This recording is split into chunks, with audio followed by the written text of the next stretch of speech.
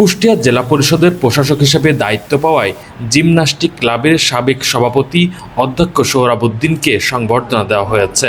শুক্রবার রাত ৮টায় শহরের জিমন্যাস্টিক ক্লাব হলরুমে এ সংবর্ধনা অনুষ্ঠানের আয়োজন করে ক্লাবের সদস্যরা। অনুষ্ঠানে সম্মাননা ক্রেস্ট ও ফুলেল শুভেচ্ছায় তাকে বরণ করে নেওয়া হয়। জিমন্যাস্টিক ক্লাবের সভাপতি মেজবাউর রহমান পিন্টুর সভাপতিত্বে আয়োজিত অনুষ্ঠানে প্রধান অতিথি হিসেবে উপস্থিত ছিলেন জেলা পরিষদের প্রশাসক অধ্যক্ষ সোহরাবুদ্দিন।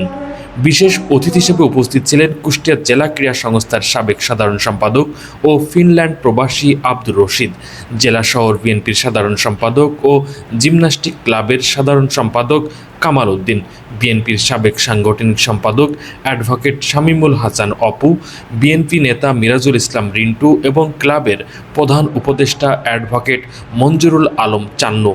অনুষ্ঠানে অতিথিরা তাদের বক্তব্যে নবনিযুক্ত প্রশাসকের প্রতি শুভকামনা জানান এবং জেলার উন্নয়নে সম্মিলিতভাবে কাজ করার প্রত্যাশা ব্যক্ত করেন।